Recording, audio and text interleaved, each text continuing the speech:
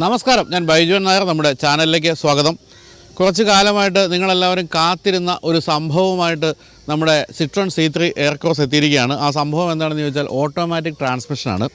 ഈ വാഹനം അല്ലെങ്കിൽ ഇതിനു മുമ്പ് C3 വന്ന കാലം തൊട്ട് തന്നെ എല്ലാവരും ചോദിക്കുകയായിരുന്നു എന്തുകൊണ്ടാണ് സിട്രോണിൻ്റെ മോഡലുകളിൽ ഓട്ടോമാറ്റിക് വരാത്തതെന്ന്. ഒരു ഓട്ടോമാറ്റിക് വന്നു, അത് പക്ഷേ ഈ C3 എന്ന EV-യിലാണ്. EV-യിൽ എപ്പോഴും ഓട്ടോമാറ്റിക് ട്രാൻസ്മിഷൻ ആയിരിക്കുമല്ലോ വരുന്നത്. ഈ CVT എന്ന് പറയുന്ന ഓട്ടോമാറ്റിക് ട്രാൻസ്മിഷൻ ആയിരിക്കും എപ്പോഴും വരുന്നത്. പക്ഷേ പെട്രോൾ വാഹനങ്ങളിൽ ഒരിക്കലും ഓട്ടോമാറ്റിക് വന്നില്ല.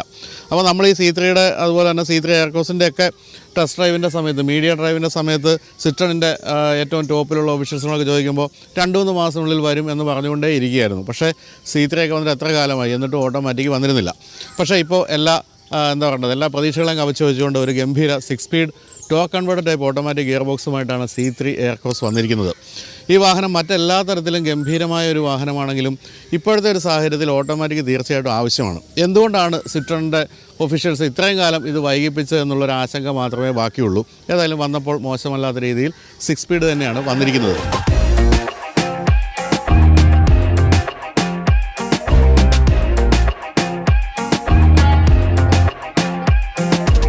എന്തായാലും വ്യത്യസ്തമായ രൂപമുള്ള വാഹനമാണ് C3 എയർക്രോസ് എന്നുള്ള കാര്യത്തിൽ സംശയമില്ല. എയർക്രോസ് മാത്രമല്ല, C3 ആയാലും വളരെ വ്യത്യസ്തമായ ഭംഗിയുള്ള ഒരു വാഹനമാണ്.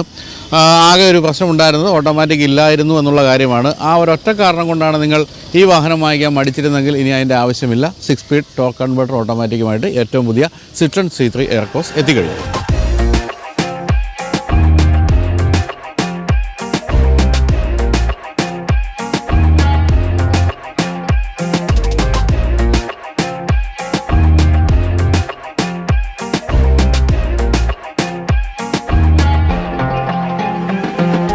സിട്രോൺ C3 എയർക്രോസ് ഒരു ചെറിയ വാഹനമല്ല. ഒരുപക്ഷെ പെട്ടെന്ന് നോക്കുമ്പോൾ ഈ സെഗ്മെൻറ്റിലെ മറ്റ് വാഹനങ്ങളോട് കമ്പയർ ചെയ്യുമ്പോൾ, അതായത് കിയ സെൽറ്റോസ്, ഹ്യുണ്ടായി ക്രെറ്റ, അതുപോലെ തന്നെ ഏറ്റവും പുതിയ Toyota Hyryder, Maruti grand Vitara തുടങ്ങിയ വാഹനങ്ങളാണ് പ്രധാന കോമ്പറ്റീറ്റേഴ്സ്. അവയുമായിട്ട് പെട്ടെന്ന് കാണുമ്പോൾ അത്രയും വലുപ്പമില്ലല്ലോ എന്ന് തോന്നിയേക്കാം. പക്ഷേ അങ്ങനെയല്ല കാര്യങ്ങൾ.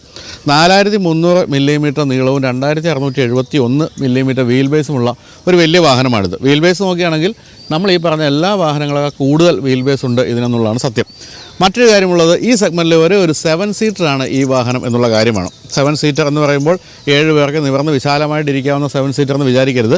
പിൻഭാഗത്ത്, അതായത് ഏറ്റവും ബാക്കിലെ റോയിൽ കുട്ടികൾക്കാണ് ഇരിക്കാവുന്നത്. മറ്റൊരു കാര്യമുള്ളത്, ഇതിന് 5 സീറ്ററും 7 സീറ്ററും ഉണ്ട് കേട്ടോ. അതിൽ 7 സീറ്റർ നമ്മൾ 7 പേരില്ലാത്തൊരവസരത്തിലാണെങ്കിൽ വേണമെങ്കിൽ വീട്ടിൽ ഊരി വെച്ചിട്ട് പോകാം ഏറ്റവും ബാക്കിലെ സീറ്റ്. അതും വെറും 20 സെക്കൻഡ് കൊണ്ട് ഊരാവുന്ന രീതിയിലാണ് അതിൻ്റെ ഒരു രൂപകൽപ്പന. അതുകൊണ്ട് തന്നെ 7 സീറ്റർ വാങ്ങിച്ചിട്ട് 7 പേരില്ലെങ്കിൽ പിൻഭാഗത്തെ സീറ്റുകൾ ഊരി വെച്ച് സുഖമായി 5 സീറ്ററാക്കി മാറ്റി നമുക്ക് ഓടിച്ചു പോകാം. എന്തായാലും ഇപ്പോൾ വന്നിരിക്കുന്ന 6 സ്പീഡ് ഓട്ടോമാറ്റിക് ഗിയർ ബോക്സ് ഉള്ള വേരിയൻറ്റുകളിലും ഇതിന് 5 സീറ്ററും 7 സീറ്റർ വേരിയൻസും ഉണ്ട്. ഏത് വേണമെങ്കിലും നിങ്ങൾക്ക് തിരഞ്ഞെടുക്കാം. അപ്പോൾ ഈ വാഹനത്തിൻ്റെ ഒരു പ്രത്യേകത ഇല്ലായ്മ എന്ന് പറയാവുന്ന കാര്യം എന്താണെന്ന് വെച്ചാൽ, C3 എന്ന ഇതിനേക്കാളൊക്കെ വളരെ ചെറിയ മോഡലിൻ്റെ അതേ മുഖഭാവമാണ് ഈ വാഹനത്തിന് എന്നുള്ളതാണ്.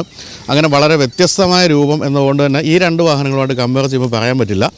B-പില്ലർ വരെ C3 തന്നെയാണ് ഈ വാഹനം. C3 പക്ഷേ ഇതിനേക്കാളൊക്കെ വളരെ വില കുറഞ്ഞ വാഹനമാണെന്നുള്ളത് മറ്റൊരു കാര്യം. എന്തായാലും ഞാൻ നേരത്തെ പറഞ്ഞ പോലെ വളരെ വ്യത്യസ്തമായ മുൻഭാഗമൊക്കെ തന്നെയാണ് കൊടുത്തിരിക്കുന്നത്. മറ്റ് വാഹനങ്ങളുമായിട്ട് കമ്പയർ ചെയ്യുമ്പോൾ സിട്രോൺ എന്നുള്ള ഫ്രഞ്ച് കമ്പനിയുടെ ലോഗോയാണ് മുൻഭാഗത്ത് ഗ്രില്ലിനോട് ചേർന്ന് തന്നെ ഇൻ്റഗ്രേറ്റ് ചെയ്ത് അങ്ങനെ നിൽക്കുന്നത്. അതിൽ ചെറിയ അലൂമിനിയം ഫിനിഷൊക്കെ കൊടുത്തിട്ടുണ്ട്. ഈ കാണുന്ന ഫുൾ പിയാനോ ബ്ലാക്ക് ഫിനിഷുള്ള ഗ്രില്ലിൻ്റെ ഭാഗമാണ് ഈ കാണുന്നത്. ഉൾഭാഗത്തെ AC വെൻറ്റ് പോലെ തോന്നിക്കുന്ന രീതിയിലുള്ള ഗ്രില്ലല്ലേ കൊടുത്തിരിക്കുന്നത് നോക്കിയത്. സാധാരണ വാഹനങ്ങളിലെ ACയുടെ വെൻറ്റ് പോലെയാണ് ഇതിൻ്റെ ഒരു നിർമ്മാണ രീതി. താഴെയോട് വളരെ വലിയ ഒരു എയർ ഡാം കൊടുത്തിരിക്കുന്നു.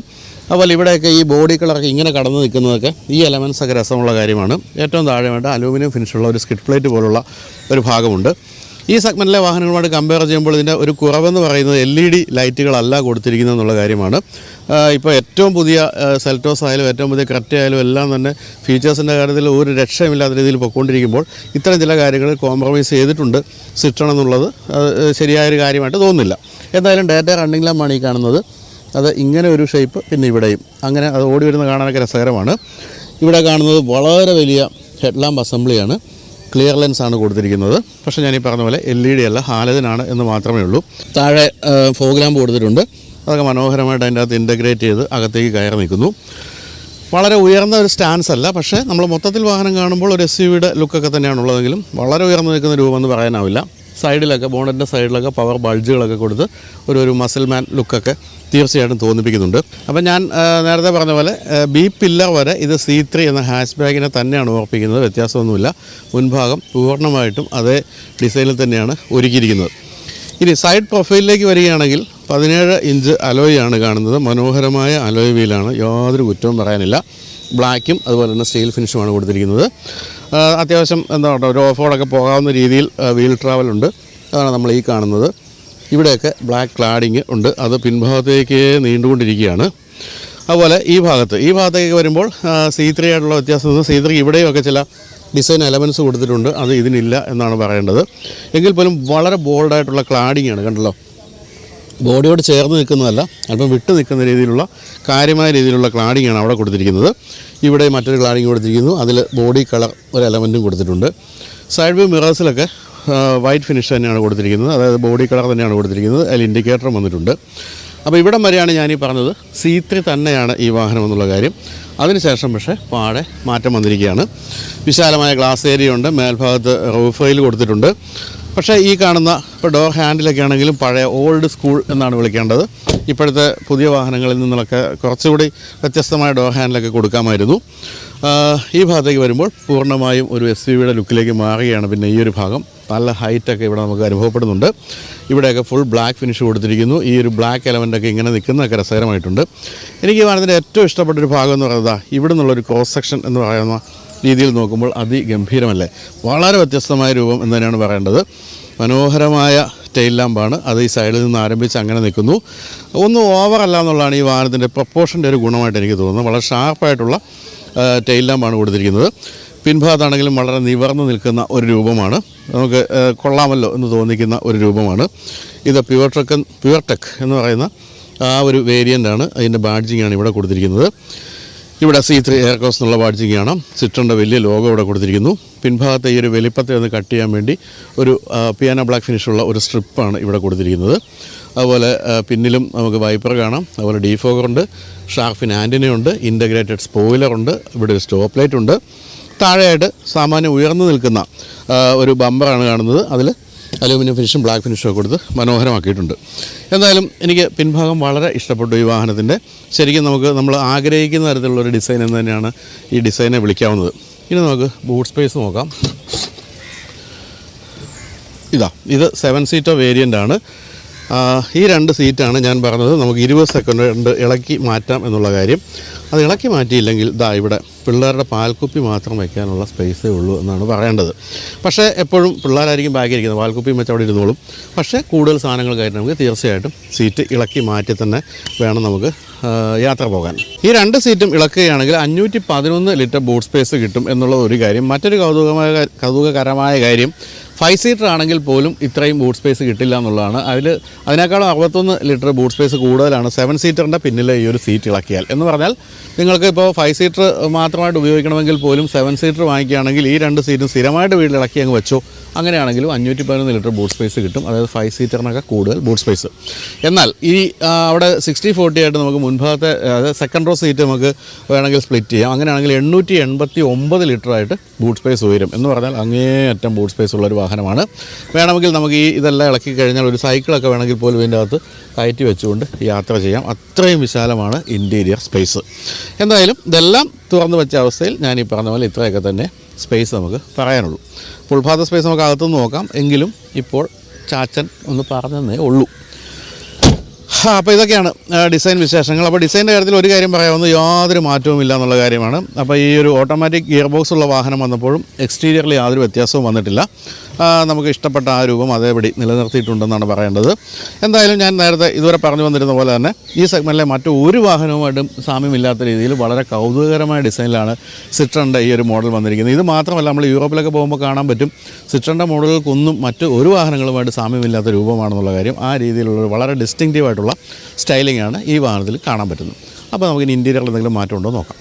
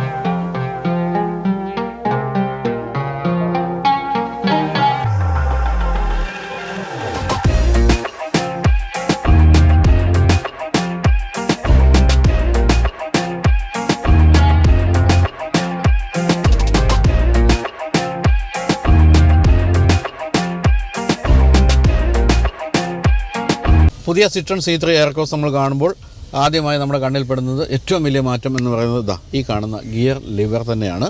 Gear lever automatic gear lever വന്നിരിക്കുന്നു. പാർക്ക്, റിവേഴ്സ്, ന്യൂട്രൽ തുടങ്ങിയ മോഡുകൾ കാണാം. അതുപോലെ മാനുവലി ഓടിക്കണമെങ്കിൽ നമ്മളൊന്ന് ഗിയർ ഷിഫ്റ്റ് ചെയ്ത് ഇതിലേക്ക് ഇട്ടാൽ നമുക്ക് പ്ലസ് മൈനസ് മോഡ് ഉപയോഗിച്ച് ഓടിച്ചു പോകാം. കാരണം പാഡ് ഷിഫ്റ്റേഴ്സ് ഒന്നും കൊടുത്തിട്ടില്ല, അതുകൊണ്ടാണ് അങ്ങനെ ഒരു മാനുവൽ മോഡ് കൂടെ കൊടുത്തിരിക്കുന്നത്. എന്നാലും ഭംഗിയുള്ള ഗിയർ ലിവറാണ്. എന്താ പറയുന്നത്, സിട്രണിൻ്റെ ഡിസൈൻ രീതിയൊക്കെ നമുക്ക് ഇതിൽ കാണാം. പക്ഷേ ലെതർ റാപ്ഡോ അങ്ങനെയൊന്നും അല്ല കൊടുത്തിരിക്കുന്നത്. ഭംഗിയുള്ള പിയാനോ ബ്ലാക്ക് ഫിനിഷുള്ള ഒരു എന്താ പറയുന്നത് സർഫസിൽ അങ്ങനെ ഉയർന്ന് നിൽക്കുകയാണ്. മറ്റ് കാര്യങ്ങൾ നോക്കുകയാണെങ്കിൽ മറ്റൊരു മാറ്റവും നിങ്ങൾക്ക് ഓട്ടോമാറ്റിക്കും മാനുവലും തമ്മിൽ കാണാനില്ല. ഇവിടെ ഇരുന്ന മാനുവൽ ഗിയർ ലിവർ പോയി എന്ന് മാത്രമേ പറയാനുള്ളൂ. എന്തായാലും വാഹനത്തിൻ്റെ എക്സ്റ്റീരിയർ പോലെ തന്നെ ഒരു വ്യത്യസ്തമായ ഇൻറ്റീരിയർ എന്ന് തന്നെയാണ് പറയേണ്ടത്. 10 ഇഞ്ചിൻ്റെ ഒരു വലിയ സ്ക്രീനാണ് ഇവിടെ നിൽക്കുന്നത്. കുറച്ചുകൂടി റെസൊല്യൂഷൻ ആകാമായിരുന്നു എന്ന് തോന്നുന്ന ഒരു സ്ക്രീനാണിത്.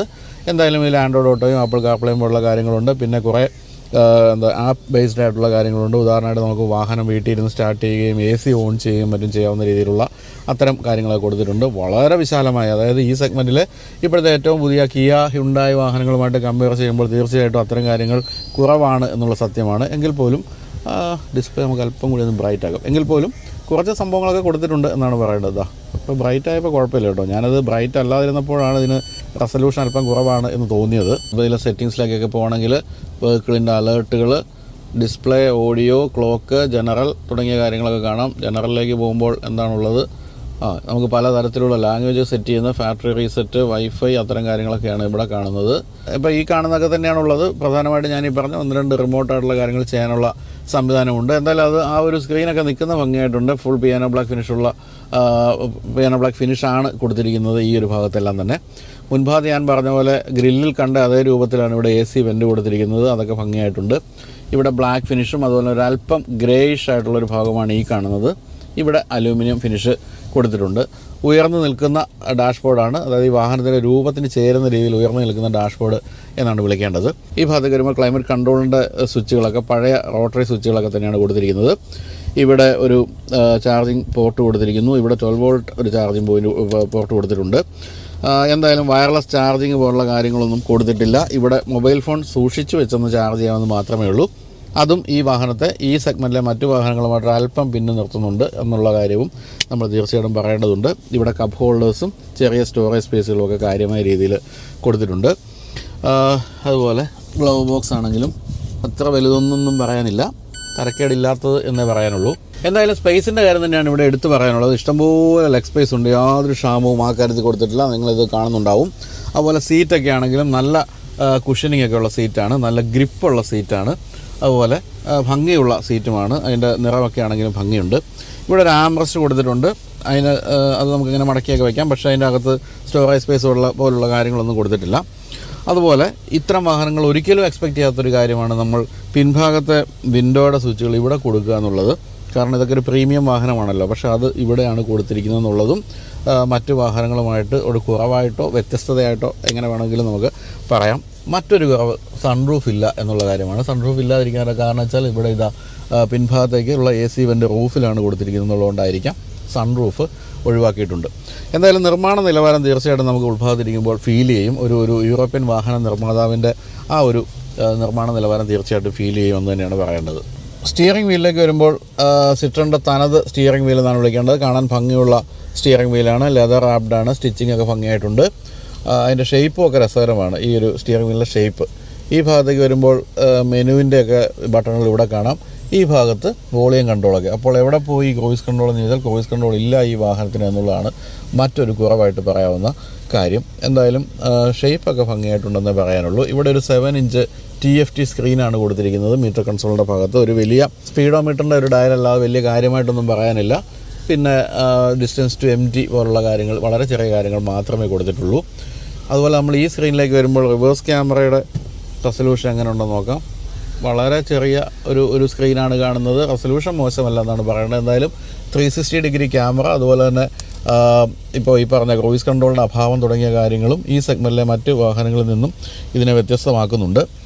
ഈ ഭാഗത്തേക്ക് വരുമ്പോൾ ഇവിടെ സൈഡ് വ്യൂ മിറേഴ്സിൻ്റെ അഡ്ജസ്റ്റ്മെൻറ്റുകളൊക്കെയാണ് ഇവിടെ കൊടുത്തിരിക്കുന്നത്. മറ്റൊരു കാര്യം നിങ്ങളുടെ ശ്രദ്ധയിൽപ്പെട്ടിട്ടുണ്ടാവും, സ്റ്റാർട്ട് സ്റ്റോപ്പ് സ്വിച്ച് അല്ല കൊടുത്തിരിക്കുന്നത്. ഇപ്പോഴും നമ്മൾ കീ ഉപയോഗിച്ച് തന്നെയാണ് ഈ വാഹനം സ്റ്റാർട്ട് ചെയ്യുന്നത് എന്നുള്ള കാര്യമാണ്. അതും വളരെ മെലിഞ്ഞ ഒരു പാവപ്പെട്ട കീയാണ് കൊടുത്തിരിക്കുന്നത്. ഡോർ പാഡിലേക്ക് പോകുമ്പോൾ ഒരു ബോട്ടിൽ വയ്ക്കാം, പിന്നെ ചെറിയ സാധനങ്ങളൊക്കെ സൂക്ഷിക്കാം. നല്ലൊരു ആംറസ്റ്റ് കൊടുത്തിട്ടുണ്ട്. മോശമല്ല എന്നേ പറയാനുള്ളൂ. വൈറ്റും ബ്ലാക്കും കളറാണ് നമുക്ക് അവിടെയും കാണാൻ സാധിക്കുന്നത്. എന്തായാലും വിൻഡോ ലൈനൊക്കെ താഴ്ന്നാണ് നിൽക്കുന്നത്. ഉയർന്നൊരു വാഹനമാണെങ്കിലും അതുകൊണ്ട് തന്നെ വിസിബിലിറ്റിയൊക്കെ നല്ല ഗംഭീരമായിട്ട് കിട്ടുന്നുണ്ട്. ഉയർന്ന ഡാഷ്ബോർഡ് ആണെങ്കിലും വിസിബിലിറ്റി ഒരു തരത്തിലും അത് കട്ട് ചെയ്യുന്നില്ല. ഇത്രയും പറഞ്ഞുകൊണ്ട് ബൈജു എന്നവർ പിൻഭാഗ സീറ്റിലേക്ക് പ്രവേശിക്കുന്നു. പിൻഭാഗത്തേക്ക് കയറിയിരിക്കുമ്പോൾ സ്പേസാണ് നമ്മൾ ആദ്യം ശ്രദ്ധിക്കുക. 7 സീറ്റർ വാഹനമാണെങ്കിലും 2671 മില്ലിമീറ്റർ വീൽ ബേസ് ഉള്ളതുകൊണ്ട് രണ്ടാം നിര സീറ്റിലും ഒട്ടും തന്നെ സ്പേസ് കുറവൊന്നുമില്ല. സുഖമായി കാലൊക്കെ നീട്ടി വെച്ചിരിക്കാം. നല്ല തൈ സപ്പോർട്ടുള്ള സീറ്റാണ്. ഉയർന്ന് കണ്ടല്ലോ, കാലിങ്ങനെ ചേർന്നിരിക്കുന്നത് കാണുമ്പോൾ നിങ്ങൾക്ക് മനസ്സിലാവും നല്ല തൈ സപ്പോർട്ടുള്ള സീറ്റാണ്. പിന്നെ ഞാൻ ആംബ്രസ്റ്റ് വലിക്കാൻ നോക്കരുത്, അതില്ല കേട്ടോ, ആംബ്രസ്റ്റ് കൊടുത്തിട്ടില്ല.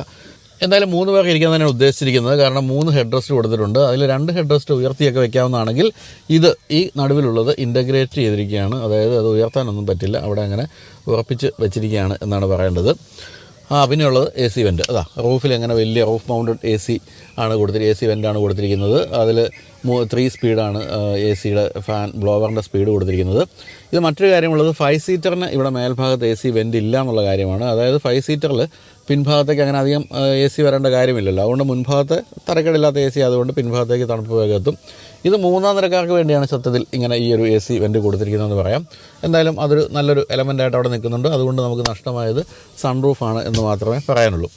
എന്തായാലും ഇവിടെയൊന്നും കണ്ടല്ലോ, ഡോർ പാഡിലേക്ക് നോക്കിയാൽ പിൻഭാഗത്തെ പവർ വിൻഡോയുടെ സ്വിച്ച് ഒന്നും കാണാനില്ല. അതുകൊണ്ട് തന്നെയാണ് ഞാൻ ഇവിടെ പറഞ്ഞത് ഇവിടെയാണ് അത് കൊടുത്തിരിക്കുന്നതെന്നുള്ളത്. കുറച്ച് ഓക്വേർഡാണ്. അത് ഒരടുത്ത മോഡലിൽ അത് ഒരു മാറ്റം വരുത്തും സിട്രോണിൽ നമുക്ക് പ്രതീക്ഷിക്കാം. കാരണം അതൊന്നും പ്രീമിയം വാഹനങ്ങൾക്ക് പറ്റിയൊരു പൊസിഷൻ അല്ല എന്നാണ് പറയേണ്ടത്. പിൻഭാഗത്തേക്ക് ഇനി നമുക്ക് പറയാനുള്ളത് 2 ചാർജിങ് പോയിൻറ്റ്സ് ഇവിടെ കൊടുത്തിട്ടുണ്ടെന്നുള്ള കാര്യമാണ്. ഇവിടെ ഒരു കപ്പ് ഹോൾഡർ പോലുള്ള ഭാഗം, അല്ലെങ്കിൽ മൊബൈൽ ഫോൺ ചാർജ് ചെയ്യുമ്പോൾ സൂക്ഷിക്കാവുന്ന ഒരു ഭാഗമുണ്ട്. ഫ്ലാറ്റാണ്, അത്യാവശ്യം ഫ്ലാറ്റാണ് ബാക്കിലെ ഫ്ലോർ എന്ന് പറയാം. നടുവിൽ അത്ര ഉയർന്നു നിൽക്കുന്ന ഒരു സെൻട്രൽ ടണൽ ഇല്ല എന്നുള്ളതുകൊണ്ട് തന്നെ 3 പേർക്ക് സുഖമായിട്ട് ഇരിക്കാൻ സാധിക്കുകയും ചെയ്യും. പിന്നെ ഡോർ പാഡിൽ ഒരു ബോട്ടിലൊക്കെയാണ് വയ്ക്കാവുന്നത്. അത് വളരെ ചെറിയൊരു സ്പേസായിട്ട് കാണാനാവുകയുള്ളൂ. അപ്പോൾ എന്തായാലും പിൻഭാഗത്തേക്ക് വരുമ്പോൾ അല്പം ഉയർന്ന സീറ്റിംഗ് പൊസിഷനായിട്ടാണ് എനിക്ക് തോന്നുന്നത്. തിയേറ്റർ സീറ്റിംഗ് എന്നൊക്കെ പറയുന്നത് അല്പം ഉയർന്നു വരുന്നുണ്ട്. അതുകൊണ്ട് തന്നെ മുൻഭാഗത്തേക്കാണെങ്കിലും പിൻഭാഗത്തിരിക്കുന്നവർക്ക് നല്ല വിസിബിലിറ്റി ഉണ്ട്. അതുപോലെ നല്ല ഗ്ലാസ് ഏരിയ ഉള്ളതുകൊണ്ട് ഒട്ടും ക്രാംഡായ ഫീലൊന്നും കിട്ടുന്നില്ല. ഇനി പിൻഭാഗത്ത് നമുക്ക് ഇരിക്കണം എന്നില്ല കേട്ടോ, ഇരുന്നിട്ട് വലിയ കാര്യമൊന്നുമില്ല. എന്നെപ്പോലെ മുതിർന്ന ഒരു മനുഷ്യൻ ഇരിക്കാനൊന്നും പറ്റില്ലെങ്കിൽ നമുക്കൊന്ന് സീറ്റ് മറിച്ച് പിൻഭാഗത്തെ സ്പേസ് ഒന്ന് കാണാം. അപ്പോൾ ഈ ഭാഗത്ത് നമ്മളിപ്പോൾ ഈ സിംഗിൾ സീറ്റ് ഉള്ള ഭാഗമാണ് നമ്മൾ മടക്കി പിന്നിലേക്ക് കയറാൻ ശ്രമിക്കാൻ പോകുന്നത്. അപ്പോൾ ഇവിടെ ഈ ഒരു കാണുന്ന ചെറിയ ലിവറിൽ പിടിച്ച് വലിച്ച് വളരെ ഈസിയായിട്ട് നമുക്കതിങ്ങനെ ഫോൾഡ് ചെയ്യാം. കണ്ടോ, വിശാലമായിട്ട് അകത്തേക്ക് കയറാൻ ബുദ്ധിമുട്ടൊന്നുമില്ല. പിൻഭാഗത്ത് ഏതായാലും തുറന്ന സ്ഥിതി കയറിയിരിക്കുക അല്ലേ, അല്ലെങ്കിൽ നിങ്ങളെന്ത് വിചാരിക്കും, ഞാൻ കഷ്ടപ്പെടാൻ തയ്യാറല്ല എന്ന് നിങ്ങൾ വിചാരിക്കാൻ പാടില്ലല്ലോ. അതുകൊണ്ട് ഞാനൊന്ന് കയറിയിരിക്കാം. അപ്പോൾ അങ്ങനെ പിൻഭാഗത്തിരിക്കുമ്പോൾ നമ്മൾ ഈ ഓണസദ്യക്ക് ഇലയിട്ടിരിക്കുമല്ലോ നിലത്ത് എന്ന് പറഞ്ഞ പോലത്തെ ഒരു ഫീലേ ഉള്ളൂ കേട്ടോ. കാരണം അത്യാവശ്യം നീളമുള്ള മനുഷ്യനാണല്ലോ ഞാൻ. അതുകൊണ്ട് തന്നെയാണ് പറഞ്ഞത്, ഇങ്ങനെ നമ്മളിരിക്കുമ്പോൾ ഇങ്ങനെ കാല് ഉയർന്ന് നമ്മുടെ നെഞ്ചിനോട് ചേർന്നിരിക്കുന്ന ഒരു പൊസിഷൻ തന്നെയാണ്. കാരണം പിൻഭാഗത്തേക്ക് പ്ലാറ്റ്ഫോം ഉയർന്നാണ് വരുന്നത്. പക്ഷേ കൊച്ചുകുട്ടികൾ സുഖമായിട്ട് കഥയൊക്കെ പറഞ്ഞിരുന്നോളും, പ്രശ്നമൊന്നുമില്ല. മുതിർന്ന എന്നെപ്പോലുള്ള കുട്ടികൾക്ക് ഇത്തിരി ബുദ്ധിമുട്ടുണ്ട് തീർച്ചയായിട്ടും. ഞാനിതിനെ സത്യത്തിലൊരു 5 സീറ്റർ വാഹനമായിട്ട് തന്നെയാണ് കാണുന്നത്. 7 സീറ്റർ എന്ന് നമുക്ക് സാങ്കേതികമായിട്ട് പറയാമെങ്കിലും 5 സീറ്റർ വാഹനമായിട്ട് തന്നെ കണ്ടാൽ മതി. കൂടുതൽ ലഗേജ് സ്പേസ് ഒക്കെ ഉള്ള ഒരു 5 സീറ്റർ വാഹനമായിട്ട്. കാരണം ഇത് ഇളക്കി വെച്ചിട്ട് പോകുന്നതിനായിരിക്കും ബുദ്ധി. ചെറിയ ഓട്ടങ്ങൾ, ഇപ്പോൾ ഞായറാഴ്ച പള്ളിയിൽ കുട്ടികളുമായിട്ട് പോകണം എന്നൊക്കെ ഉണ്ടെങ്കിൽ മാത്രം ഉപയോഗിക്കുന്ന ഒരു സീറ്റായിട്ട് ഇതിനെ കരുതിയാൽ മതി. ഇപ്പോൾ പിൻഭാഗത്ത് എന്തൊക്കെയാണ് കൊടുത്തിരിക്കുന്നത് വെച്ചാൽ ഇവിടെ 2 ചാർജിങ് പോയിൻറ്റുകൾ കൊടുത്തിട്ടുണ്ട്, ഒരു ചെറിയ കപ്പ് ഹോൾഡർ കൊടുത്തിട്ടുണ്ട്, പിന്നെ ഇവിടെ ഒരു ആംറസ്റ്റ് കൈയൊക്കെ വെച്ചിരിക്കാൻ ഒരു ആംറസ്റ്റും കൊടുത്തിട്ടുണ്ട്. ഇത്രയുമേ പറയാനുള്ളൂ. 2 കൂട്ടർക്കും ഹെഡ് റെസ്റ്റ്, 2 പേർക്ക് ഇരിക്കാൻ 2 പേർക്കും ഹെഡ് റെസ്റ്റും കൊടുത്തിട്ടുണ്ട്. പിന്നെ ഏറ്റവും പിന്നിലേക്കും എ സി വെൻ്റ് തീർച്ചയായിട്ടും തണുപ്പ് എത്തിക്കുമെന്നുള്ള കാര്യത്തിലും സംശയമില്ല. വളരെ കുഞ്ഞ്, അതായത് നമ്മുടെ ഈ കണ്ണാടി ഉണ്ടല്ലോ മുഖത്തിരിക്കുന്ന, ആ കണ്ണാടിയുടെ ഗ്ലാസ്സിന് അത്രയും വലുപ്പമുള്ള ഒരു കോർണർ ഗ്ലാസ് ഇവിടെ ഇരിക്കുന്നവർക്കൊരു ആശ്വാസത്തിനായിട്ട് കൊടുത്തിട്ടുണ്ട്. ഇത്രയാണ് നമുക്ക് തേർഡ് റോ സീറ്റിനെ പറ്റി പറയാവുന്നത്. അപ്പോൾ എന്തായാലും ഇനിയിപ്പോൾ ഓടിച്ച് നോക്കാം. കാരണം ഞാൻ കാത്തിരിക്കുന്നത് ഓടിക്കുക എന്നുള്ളതാണ്. 6 speed torque converter type automatic gear ബോക്സുമായിട്ട് വന്നിരിക്കുന്ന പുതിയ സിട്രോൺ C3 എയർക്രോസ്. നമുക്കിനി ഓടിച്ച് നോക്കാം.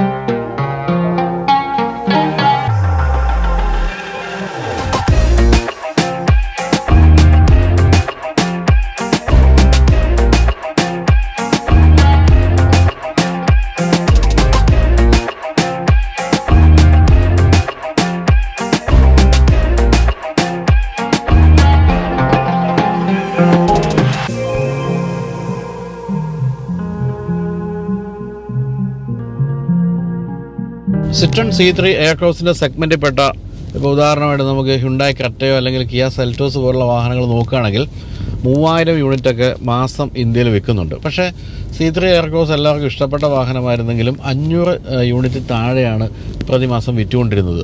അതിനൊരൊറ്റ കാരണമേ പറയാനുള്ളൂ, അത് ഓട്ടോമാറ്റിക് ട്രാൻസ്മിഷൻ്റെ അഭാവമായിരുന്നു എന്നാണ് ഞാൻ കരുതുന്നത്. കാരണം ഈ ഒരു സെഗ്മെൻറ്റിലൊക്കെ ഇപ്പോൾ വാഹനം വാങ്ങിക്കുന്നവർ മിക്കവരും ഓട്ടോമാറ്റിക് ട്രാൻസ്മിഷനിലേക്ക് തന്നെയാണ് നോക്കുന്നത്. അപ്പോൾ അതൊരു വലിയ കുറവ് തന്നെയായിരുന്നു. ഞാൻ ഈ സിട്രോണിൻ്റെയൊക്കെ ഷോറൂമിലൊക്കെ സംസാരിക്കുമ്പോൾ അവർ പറയുന്നത് ആൾക്കാർ വന്ന് കാണുന്നു, ഇഷ്ടപ്പെടുന്നു, എന്നിട്ട് എൻ്റെ ഓട്ടോമാറ്റിക് ഓടിച്ച് നോക്കട്ടെ എന്ന് പറയുമ്പോൾ ഓട്ടോമാറ്റിക് ഇല്ല എന്ന് പറയേണ്ട ഒരു അവസ്ഥയായിരുന്നു. അപ്പോൾ തന്നെ അയ്യോ ഓട്ടോമാറ്റിക് ഇല്ലെങ്കിൽ ഞങ്ങൾ പോവാണ് എന്ന് പറഞ്ഞ് പോകുന്നൊരു വലിയ വിഭാഗം ഉണ്ടായിരുന്നു എന്ന് പറഞ്ഞു. അങ്ങനെയുള്ളവർ ഇനിയിപ്പോൾ വിഷമിക്കേണ്ടതില്ല, നിങ്ങൾക്ക് C3 എയർക്രോസിൻ്റെ ഓട്ടോമാറ്റിക് എത്തിക്കഴിഞ്ഞു.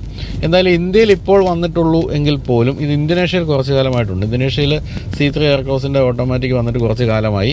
അതേ ഗിയർ ബോക്സ് അതേപടി ഇവിടെ ഇപ്പോൾ കൊണ്ടുവന്ന് ഫിറ്റ് ചെയ്തിരിക്കുകയാണ്. അപ്പോൾ ഈ ഒരു ഗിയർ ബോക്സ് നിർമ്മിച്ച് നൽകിയിരിക്കുന്ന ഐസിൻ എന്ന കമ്പനിയാണ്. ഐസിൻ എന്ന ജാപ്പനീസ് കമ്പനി ടൊയോട്ടയുടെ കമ്പനി തന്നെയാണ്. ലോകത്തിലെ പല പ്രമുഖ വാഹനങ്ങളിലും ഘടിപ്പിച്ചിരിക്കുന്ന ടൊയോട്ടയുടെ ഈ ഒരു ടൊയോട്ട നിർമ്മിച്ച് നൽകിയ അല്ലെങ്കിൽ ഐസിൻ നിർമ്മിച്ച് നൽകിയ ഗിയർ ബോക്സുകളാണ്. അപ്പോൾ ഇതിൽ ഘടിപ്പിച്ചിരിക്കുന്ന 6 സ്പീഡ് ഓട്ടോമാറ്റിക് AT എന്ന് വിളിക്കാവുന്ന ഗിയർ ബോക്സാണ്. Torque converter type automatic gear ബോക്സാണ്. CVT-ലേക്കൊന്നും പോകാതിരുന്ന വളരെ നന്നായി. DCT-ലേക്കൊക്കെ പോയിരുന്നെങ്കിൽ വീണ്ടും വില കൂടിയാനെന്നുള്ളതുകൊണ്ട് അതും നന്നായി. ഇതിപ്പം മധ്യമാർഗ്ഗം ആണ് സ്വീകരിച്ചിരിക്കുന്നതെന്നാണ് വേണമെങ്കിൽ പറയാവുന്നത്. ടോർക്ക് കൺവേർട്ടർ ഓടിക്കാൻ രസകരമായ ഒരു ഫീലുള്ള ഗിയർ ബോക്സുകളാണ്. വളരെ പരമ്പരാഗതമായിട്ട് ഉപയോഗിച്ച് വരുന്ന ഗിയർ ബോക്സുകളുമാണ്. പക്ഷേ ഒരേ ഒരു പ്രശ്നം ഈ ടോർക്ക് കൺവേർട്ടറുകളുടെ കാര്യത്തിൽ നമ്മൾ ആക്സിലേറ്റർ ഫുൾ ഫ്ലോർ ചെയ്താലും മൈലേജ് കാര്യമായ രീതിയിൽ കുറയും എന്നുള്ളതാണ്. ഇപ്പോൾ എൻ്റെ കയ്യിൽ എനിക്കൊരു ഹോണ്ട ബ്രിയോ ഓട്ടോമാറ്റിക് ഉണ്ട്. അത് ടോർക്ക് കൺവേർട്ടറാണ്. ഓടിക്കാൻ ഭയങ്കര രസകരമാണ്. നല്ല വെയിറ്റാണ്, വാഹനത്തിന് നല്ല വെയിറ്റാണ്. ഗിയർ ബോക്സ് ആണെങ്കിലും നല്ല സ്ലീക്കായിട്ടുള്ള ഗിയർ ഷിഫ്റ്റുകളൊക്കെയാണ്. പക്ഷേ ഈ ഒരു പ്രശ്നമുണ്ട്, നമ്മൾ കാര്യമായ രീതിയിൽ കാല് കൊടുത്തു കഴിഞ്ഞാൽ മൈലേജ് ഡ്രോപ്പ് ആകുമെന്നൊരു പ്രശ്നമുണ്ട്. 18.5 ആണ് C3 എയർക്രോസിൻ്റെ മാനുവലിന് ARAI സർട്ടിഫൈ ചെയ്തിരിക്കുന്ന മൈലേജ്. നല്ല ഗംഭീര മൈലേജാണ് അങ്ങനെ നോക്കുമ്പോൾ. പക്ഷേ ഓട്ടോമാറ്റിക്കിലേക്ക് വരുമ്പോൾ ഓട്ടോമാറ്റിക്കിൻ്റെ മൈലേജ് അവർ ഇതുവരെ അനൗൺസ് ചെയ്തിട്ടില്ല. എങ്കിൽ പോലും എനിക്ക് തോന്നുന്നു ഒരു 17 വരെയൊക്കെ ആയിരിക്കാം അനൗൺസ് ചെയ്യാവുന്ന ഒരു മൈലേജ്. അത് മര്യാദയ്ക്ക് വാഹനം ഓടിക്കുമ്പോൾ കിട്ടുന്ന മൈലേജാണെന്നുള്ള കാര്യം മനസ്സിലാക്കുക. ഫ്ലോർ ചെയ്ത് കഴിഞ്ഞാൽ തീർച്ചയായിട്ടും മൈലേജ് ഡ്രോപ്പ് ആകും. പിന്നെ എങ്ങനെയാണ് ഈ വാഹനത്തിൻ്റെ മറ്റ് കാര്യങ്ങളെന്ന് ചോദിച്ചാൽ ഇതിൻ്റെ ഒരു അമേസിങ് കാര്യം എന്ന് പറയുന്നത് സസ്പെൻഷനാണ്. മാജിക് കാർപ്പറ്റ് എഫക്റ്റ് എന്ന് കമ്പനി പറയുന്ന ആ ഒരു എഫക്റ്റ് തീർച്ചയായിട്ടും നമുക്ക് അനുഭവിക്കാൻ സാധിക്കും. സിട്രോണിൻ്റെ ഏതൊരു വാഹനവും അങ്ങനെ മാജിക് കാർപ്പറ്റിൻ്റെ കാര്യത്തിൽ വളരെ എന്താ പറയുക പ്രശസ്തമാണ്. ഞാൻ ആദ്യമായിട്ട് സിട്രോണിൻ്റെ C5 വന്നപ്പോൾ ഓടിച്ചത് വളരെ മോശം റോഡിലായിരുന്നു. അതായത് അതിരപ്പള്ളിയിൽ നിന്നും മലയാറ്റൂരേക്കുള്ള വളരെ മോശം പ്ലാന്റേഷൻ കോർപ്പറേഷൻ്റെ വഴികളായിരുന്നു. അവിടെ പോലും നമ്മൾ എന്തൊരു സസ്പെൻഷനാണ് നമ്മളെ കൂടി പറയിപ്പിക്കുന്ന രീതിയിലായിരുന്നു. അതിനുശേഷം C3 എന്ന വളരെ വില കുറഞ്ഞ കമ്പയർഡ് ടു C5 വളരെ വില കുറഞ്ഞ C3 വന്നപ്പോൾ സസ്പെൻഷൻ മോശമാക്കുമെന്ന് വിചാരിച്ചു. ഒരു മാറ്റവും ഉണ്ടായില്ല, ഗംഭീര സസ്പെൻഷനാണ്. നമ്മൾ ആദ്യമായിട്ട് ഈ ഫ്രഞ്ച് വാഹനങ്ങളുടെ സസ്പെൻഷൻ്റെ ഗുണം അനുഭവിച്ചത് റെനോ ഡസ്റ്ററിലാണ്. ഇപ്പോഴും റെനോ ഡസ്റ്റർ ഉപയോഗിക്കുന്നവരോട് ചോദിച്ചാൽ അതിൻ്റെ സസ്പെൻഷൻ എന്ന് പറയുന്നത് ഗംഭീരമാണെന്ന് പറയും. സിട്രോണിൻ്റെ ഏതൊരു വാഹനത്തിൻ്റെ കാര്യത്തിലും അങ്ങനെ തന്നെയാണ്, ഈ വാഹനത്തിൻ്റെ കാര്യത്തിലും അങ്ങനെ തന്നെ. പിന്നെ മറ്റു കാര്യങ്ങളിലേക്ക് പോവുകയാണെങ്കിൽ വളരെ ഉയർന്ന സീറ്റിംഗ് പൊസിഷനാണ്. നമുക്ക് സീറ്റ് മാനുവലി ഹൈറ്റ് ഉൾപ്പെടെയുള്ള കാര്യങ്ങൾ അഡ്ജസ്റ്റ് ചെയ്യാം. അതിനൊന്നും ഇലക്ട്രിക്കൽ അഡ്ജസ്റ്റ്മെൻറ്റുകൾ കൊടുത്തിട്ടില്ല എന്നുള്ളത് സെഗ്മെൻറ്റിലെ മറ്റു വാഹനങ്ങളെക്കാൾ പിന്നിലാക്കുന്നുണ്ട് ചില കാര്യങ്ങൾ എന്ന് പറഞ്ഞാൽ ഒരു കാര്യം അതുതന്നെയാണ്. അതുപോലെ തന്നെ ground clearance 200 millimetre ground clearance ഉണ്ട്. ഒരു തരത്തിൽ നമ്മൾ വിചാരിച്ചാൽ പോലും അടിതട്ടും എന്നുള്ള കാര്യം നിങ്ങൾ വിചാരിക്കേണ്ട, അത്രയും ഗംഭീരമായ ഗ്രൗണ്ട് ക്ലിയറൻസ് ഉണ്ട്. അതൊക്കെ ഇന്ത്യയെപ്പറ്റി കാര്യമായ രീതിയിൽ പഠിച്ചിട്ട് തന്നെയാണ് സിട്രോൺ ഇന്ത്യയിൽ വാഹനങ്ങൾ കൊണ്ടുവന്നത് എന്നുള്ളതിന് ഒരു ഉദാഹരണമായിട്ട് കാണിക്കാവുന്ന കാര്യമാണ്. അതുപോലെ വളരെ മികച്ച സ്റ്റെബിലിറ്റി, ഒട്ടും തന്നെ ബോഡി റോളൊന്നും ഇല്ലാത്ത രീതിയിലുള്ള സസ്പെൻഷൻ്റെ ഗുണങ്ങൾ, അത്തരം കാര്യങ്ങളൊക്കെയാണ് എടുത്തു പറയാവുന്ന മറ്റു കാര്യങ്ങൾ. അപ്പോൾ ഇനി എഞ്ചിനിലേക്ക് പോവുകയാണെങ്കിൽ നമ്മൾ ഇതുവരെ മാനുവൽ ഗിയർ ബോക്സ് ഉള്ള വാഹനത്തിൽ കണ്ടിരുന്ന അതേ എഞ്ചിൻ തന്നെയാണ്. 3 സിലിണ്ടർ 1.2 ലിറ്റർ ടർബോ പെട്രോൾ എഞ്ചിനാണിത്. 6 സ്പീഡ് മാനുവൽ ഗിയർ ബോക്സ് ആണ് ഇത്രയും കാലം ഉണ്ടായിരുന്നെങ്കിൽ ഇപ്പോൾ അത് 6 സ്പീഡ് ടോർക്ക് കൺവേർട്ടർ ഓട്ടോമാറ്റിക്കിലേക്ക് മാറിയിരിക്കുകയാണ്. പക്ഷേ മാനുവലും ലഭ്യമാണ്. അതുപോലെ ഡീസൽ ഓപ്ഷൻ ഇല്ല എന്നുള്ളൊരു കാര്യം ഇപ്പോഴും ഏതാണ്ട് 40% മിഡ് സൈസ് SUV വാങ്ങിക്കുന്നവർ ഡീസൽ ഓപ്ഷൻ നോക്കുന്നുണ്ടെന്നാണ് പറയുന്നത്. അത് ഈ വാഹനത്തിന് ഇല്ല. അതുപോലെ തന്നെ ഏതാണ്ട് 50% ആളുകൾ, അതായത് ഈ ഒരു മിഡ് സൈസ് SUV വാങ്ങിയതിൽ 50% ആളുകൾ ഓട്ടോമാറ്റിക്കിലേക്കാണ് പൊയ്ക്കൊണ്ടിരുന്നത്. അതാണ് ഇത്രയും കാലം സിട്രോൺ സ്വന്തമാക്കാൻ പറ്റായിരുന്നെങ്കിൽ ഇനിയിപ്പോൾ ആ ഒരു സെഗ്മെൻറ്റിലേക്ക് കൂടി കടന്നു കയറിയിരിക്കുകയാണ് ഇപ്പോൾ C3 എയർക്രോസ്. അപ്പോൾ സിട്രോണിൻ്റെ പ്യുവർ ടെക് എന്ന് പറയുന്ന ആ ഒരു ടെക്നോളജി ഏറ്റവും പുതിയ ടെക്നോളജിയിലുള്ള എഞ്ചിനാണ് ഇപ്പോൾ ഇതിൽ കൊടുത്തിരിക്കുന്നത്. ഏറ്റവും ലേറ്റസ്റ്റ് സോഫ്റ്റ്വെയറും ECU ഒക്കെയാണ് ഇതിൽ നമുക്ക് കാണാവുന്നത്. 110 bhp എഞ്ചിനാണിത്. മാനുവലിൽ 190 ന്യൂട്ടൺ മീറ്റർ ആയിരുന്നു മാക്സിമം ടോർക്കെങ്കിൽ ഇതിൽ 205 ആക്കിയിട്ടുണ്ട്. ആ ഒരു വ്യത്യാസമാണ് നമുക്കിപ്പോൾ ഓടിക്കുമ്പോൾ ഓട്ടോമാറ്റിക് ഗിയർ ബോക്സുമായിട്ട് ചേരുമ്പോൾ ആ ഒരു വ്യത്യാസം തീർച്ചയായിട്ടും ഫീൽ ചെയ്യുന്നുണ്ട്. എന്തായാലും 3 സിലിണ്ടർ എഞ്ചിൻ ആയതുകൊണ്ട് തന്നെ അല്പം സൗണ്ടുള്ള എഞ്ചിനാണ്. വളരെ ചെറിയ വൈബ്രേഷൻ സ്റ്റാർട്ട് ചെയ്യുമ്പോഴുണ്ട്. പക്ഷേ പിന്നീട് നമ്മൾ വാഹനം ഓടിച്ചു തുടങ്ങുമ്പോൾ ആ 3 സിലിണ്ടറിൻ്റെ പ്രശ്നങ്ങളും നമ്മൾ പിന്നെ അനുഭവിക്കുന്നില്ല. വൈബ്രേഷൻസ് ഒന്നും പിന്നെ ഇല്ല എന്നുള്ളതാണ് സത്യം. വളരെ സ്മൂത്തും റിഫൈൻഡുമായ എഞ്ചിനാണ് ഈ വാഹനത്തിനുള്ളത്. 6200 RPM വരെയാണ് റേവ് ലിമിറ്റ് കൊടുത്തിരിക്കുന്നത്. ആ സമയമൊക്കെ ആകുമ്പോഴത്തേക്കും വളരെ സ്മൂത്താണ് എഞ്ചിൻ്റെ ഒരു പ്രവർത്തന രീതി. ഇനിയിപ്പോൾ സേഫ്റ്റിയിലേക്ക് പോവുകയാണെങ്കിലും ഈ സെഗ്മെൻറ്റിലെ മറ്റു വാഹനങ്ങളെ അപേക്ഷിച്ച് പിന്നിലാണ് ഈ വാഹനം എന്ന് പറയാം. ഓവറോൾ നിർമ്മാണ നിലവാരത്തിൻ്റെ കാര്യമല്ല ഞാൻ പറയുന്നത്, അത് തീർച്ചയായിട്ടും വളരെ മുന്നിലാണ്. പക്ഷേ 2 എയർ ബാഗുകളെ കൊടുത്തിട്ടുള്ളൂ. 7 സീറ്റർ വേരിയൻറ്റിൽ പോലും 2 എയർ ബാഗുകളേ ഉള്ളൂ എന്നുള്ള ഒരു കുറവായിട്ട് തന്നെ പറയാം. പിന്നെ ABS, EBD തുടങ്ങിയ കാര്യങ്ങളെല്ലാം തന്നെ ഉണ്ട്. ഹിൽ ഹോൾഡ് അസിസ്റ്റ് കൊടുത്തിട്ടുണ്ട് ഓട്ടോമാറ്റിക് ട്രാൻസ്മിഷനിലും, അത് മാനുവലിലും കൊടുത്തിട്ടുണ്ട്. അത്തരം കാര്യങ്ങളൊക്കെ ഉണ്ടെങ്കിൽ പോലും എയർ ബാഗുകളുടെ എണ്ണം കൂടാൻ പാലെന്ന് തോന്നുന്നു. എങ്കിലും ഒരു വളരെ സേഫായിട്ടുള്ള ഒരു ഷെല്ലിനകത്തിരുന്ന് യാത്ര ചെയ്യുന്ന ഫീല് നമുക്ക് ഈ വാഹനം തരുന്നുണ്ട്. അപ്പോൾ എന്തായാലും ഗിയർ ഷിഫ്റ്റൊക്കെ വളരെ സ്ലീക്കാണ്, നമ്മൾ അറിയുന്ന പോലും ഇല്ല, ആ രീതിയിലാണ്. സസ്പെൻഷൻ ഒന്നാന്തരമാണ്. അതുപോലെ തന്നെ ഒട്ടും തന്നെ ലാഗ് നമുക്ക് വാഹനം ഓടിച്ചു തുടങ്ങുമ്പോഴും ലാഗൊന്നും അങ്ങനെ അനുഭവപ്പെടുന്നില്ല. അതായത് ബോറടിപ്പിക്കാത്ത ഒരു ഡ്രൈവ് സമ്മാനിക്കുന്നുണ്ടെന്നുള്ള കാര്യം സംശയമില്ല. എന്തായാലും ഈ ഓട്ടോമാറ്റിക് ഗിയർ ബോക്സ് തീർച്ചയായിട്ടും C3 എയർക്രോസിൻ്റെ വിൽപ്പനയെ കാര്യമായ രീതിയിൽ സഹായിക്കും എന്നുള്ള കാര്യം സംശയമില്ല. അല്പം കുറവുകൾ മറ്റ് വാഹനങ്ങളുമായിട്ട് കമ്പയർ ചെയ്യുമ്പോൾ ഫീച്ചേഴ്സിൻ്റെ കാര്യത്തിൽ ഉണ്ടെങ്കിലും വിലയും കുറവുണ്ട് എന്നുള്ള കാര്യം മനസ്സിലാക്കുക. അപ്പോൾ ഈ ഒരു സെഗ്മെൻറ്റിൽ ഇത്രയും ഫീച്ചേഴ്സൊക്കെ മതിയെന്നുണ്ടെങ്കിൽ തീർച്ചയായിട്ടും നിങ്ങൾക്ക് വാങ്ങിക്കാവുന്ന ഒരു വാഹനമാണ് സിട്രോൺ C3 എയർക്രോസ്.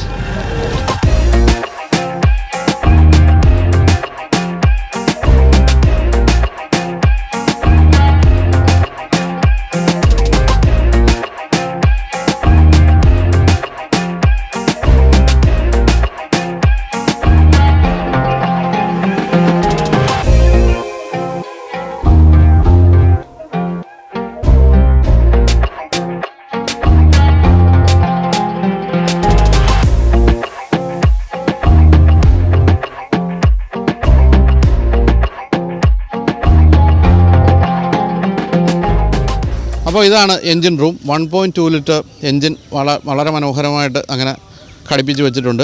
അങ്ങനെ എന്താ പറയുക, എൻജിൻ ഗാർഡും കാര്യമായിട്ട് ഒന്നും കൊടുത്തിട്ടില്ല, ഓപ്പണായിട്ട് തന്നെയാണ് ഇരിക്കുന്നത്. അപ്പോൾ ഇതൊക്കെയാണ് നമ്മളീ പറഞ്ഞ സിട്രോൺ C3 എയർക്രോസിൻ്റെ വിശേഷങ്ങൾ.